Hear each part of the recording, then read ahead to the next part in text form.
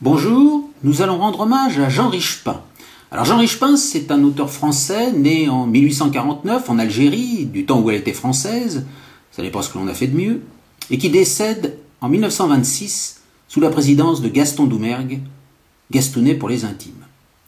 Il publie en 1876 un texte qui s'intitule La chanson des gueux. Avant cela, il faut tout de même préciser qu'il était normalien, qu'il était académicien, donc c'est un auteur tout de même assez brillant. Bien qu'il ait fait de la prison pour ce texte, pour attentat aux bonnes mœurs, il ne faisait pas bon de parler des gens vraiment les plus pauvres sous la Troisième République, qui, comme chacun sait, étaient des plus bourgeoises. La belle époque, c'était pas pour le peuple, hein, on le sait aujourd'hui. Alors, je vais vous réciter un texte dont je suis tombé très amoureux, qui est le chant 9 du chapitre 3 de ce recueil de poésie, donc la chanson des gueux, un texte de 1876. Ce chapitre 3 s'intitule L'Odyssée du vagabond.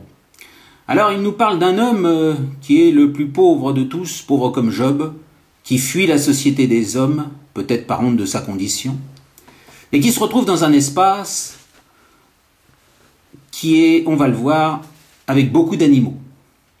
Donc voici le texte. Le long d'un chemin accru que nul arbre n'égait, un grand champ de blé mûr, plein de soleil s'endort.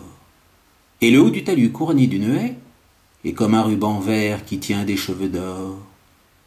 De là au chemin tombe une pente herbeuse, que la taupe soulève en sommets inégaux, et que les grillons noirs à la chanson verbeuse font pétiller de leurs monotones échos.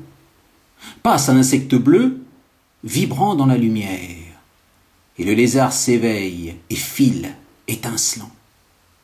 Et près des flaques d'eau qui luisent dans l'ornière, la grenouille coasse un chant rock en râlant. Ce chemin est très loin du bourg et des grandes routes.